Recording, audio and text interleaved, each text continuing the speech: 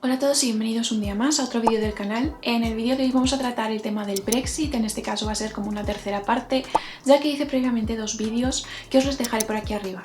Y es que aunque parecía imposible, después de más de 4 años se ha llegado por fin a un acuerdo entre Reino Unido y la Unión Europea.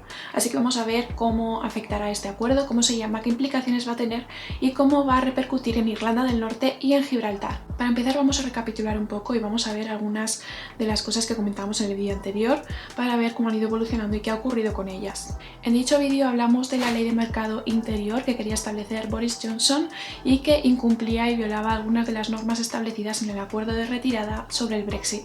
Finalmente, después de algunas presiones y circunstancias, el Reino Unido decidió retirar de esa ley las cláusulas que violaban el protocolo de Irlanda que estaba establecido en el acuerdo de salida. Ese cambio de última hora también podría haber estado motivado por las tensiones con Estados Unidos. Hay que tener en cuenta que inicialmente Boris Johnson contaba con el apoyo de Trump en cuanto al tema del Brexit, pero tras las elecciones de Estados Unidos y la victoria de Biden, todo este panorama ha cambiado bastante. Y es que Biden parece un poco más interesado en fomentar y fortalecer las relaciones con la Unión Europea en lugar de con Reino Unido. Y además teniendo en cuenta que Biden, que tiene origen irlandés, ya advirtió y mostró su rechazo a Boris Johnson respecto a toda actuación que pueda perjudicar o alterar la paz de Irlanda del Norte con respecto al resto de Irlanda. Y este era precisamente uno de los problemas que tendría esta ley de mercado interior en el caso de que no se quitasen algunas cláusulas que resultaban inconvenientes y que violaban el acuerdo de salida. Así que esto también pudo ser un factor fundamental que hizo que Boris Johnson decidiese quitar esas cláusulas controvertidas,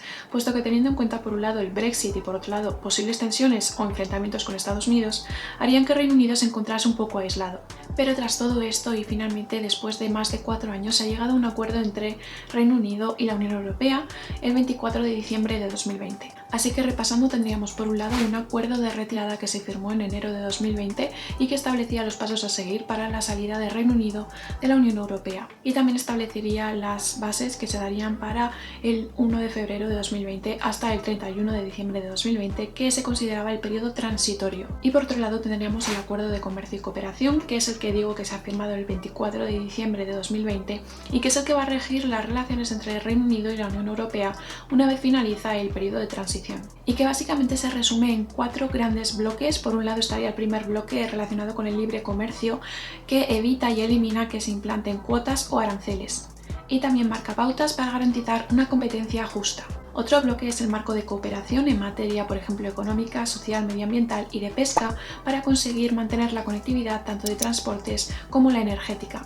El tercer bloque es el marco de seguridad interior que establece ciertas medidas para hacer frente al blanqueo y a otras ilegalidades. Y el cuarto y último bloque, que es el de gobernanza común y que va a contar con un consejo de asociación en el que encontraremos por un lado a un ministro de la Comisión Europea y por otro lado también a un representante del gobierno británico, y que básicamente se va a encargar de que realmente se cumple y se aplican todas las medidas y reglas que se han establecido en el acuerdo de comercio y cooperación. Y tras este breve resumen de lo que ha ocurrido hasta ahora y sobre lo que se trata el acuerdo que se ha establecido en diciembre, vamos a ver cuáles son algunas de las implicaciones principales que esto tiene. Para empezar, va a haber cambios en el ámbito profesional y estudiantil, ya que va a ser un poco más complicado conseguir la convalidación de ciertos títulos y también por otro lado conseguir permisos de residencia.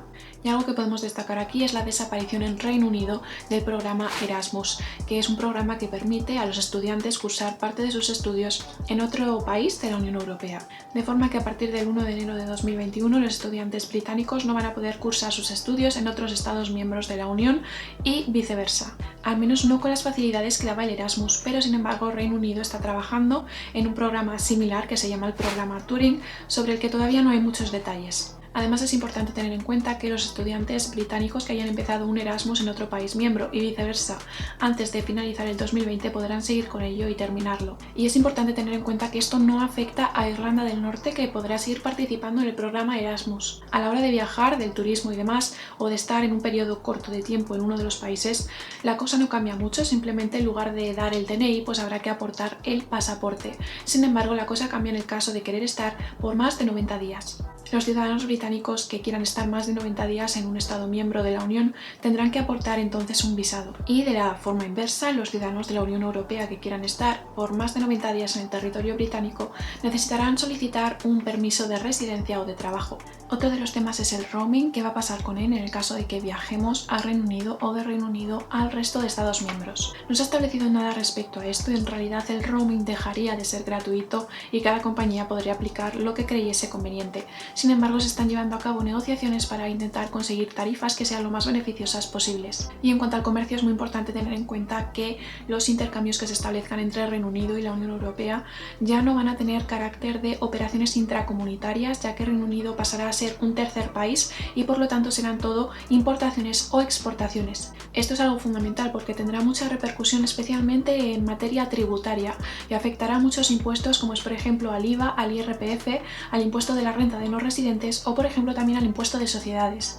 Sin embargo, esto no se aplica para Irlanda del Norte, que seguirá comerciando con los Estados miembros con carácter de operación intracomunitaria. Uno de los problemas fundamentales es que a pesar de que el acuerdo evita que se implanten cuotas o aranceles, cosa que sí que habría en el caso de que no hubiese habido acuerdo, porque entonces estaríamos sometidos a las reglas de la Organización Mundial del Comercio. A pesar por tanto de esta parte digamos que positiva de tener un acuerdo, el hecho de tener un acuerdo no evita que haya inevitablemente mayor cantidad de trámites burocráticos en las fronteras que obviamente aumentan el coste para las empresas. Y este aumento de costes y también la dilatación en el tiempo que supone la gestión de un envío o una recepción de un pedido en las fronteras, ya está afectando a distintas empresas como es por ejemplo a correos, a los supermercados e incluso al sector de la pesca. Otro problema es que Irlanda no posee una interconexión directa con redes transeuropeas de otros países de la Unión Europea que no sea Reino Unido.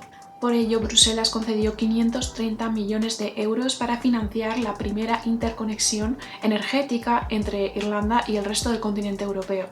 Esta interconexión estaba planteada para hacerla vía Francia para así que Irlanda pudiese disminuir, digamos que la dependencia que tiene de la red británica. Y en cuanto a Gibraltar, la verdad es que tras el Brexit el cambio no ha sido tan notable, gracias en parte al acuerdo previo que ya se había establecido entre Reino Unido y España para evitar que hubiese una frontera dura entre Gibraltar y España. Finalmente, como os comentaba en otros vídeos anteriores, efectivamente Gibraltar se ha acogido al espacio Schengen y es importante esto porque hay que tener en cuenta que Reino Unido nunca perteneció al espacio Schengen. Y la cosa va a continuar así, es decir, Reino Unido no va a pertenecer al espacio Schengen, pero Gibraltar sí. Y este espacio Schengen básicamente permite o facilita la libre circulación dentro del territorio europeo. Por lo tanto, no va a haber grandes restricciones ni problemas en la movilidad entre estos territorios y simplemente hará falta el pasaporte. Así de esta forma se evita que haya muchos controles en cuanto a la movilidad y por otro lado también se obedece a los deseos de la mayoría de los gibraltareños, porque hay que tener en cuenta que más del 90% votó no al Brexit en el referéndum de 2016. Y eso es todo por el vídeo de hoy, espero que os haya servido y os haya sido útil y si os ha gustado por favor no os olvidéis de darle like y de suscribiros al canal para tener más vídeos como este y nos vemos en el siguiente vídeo.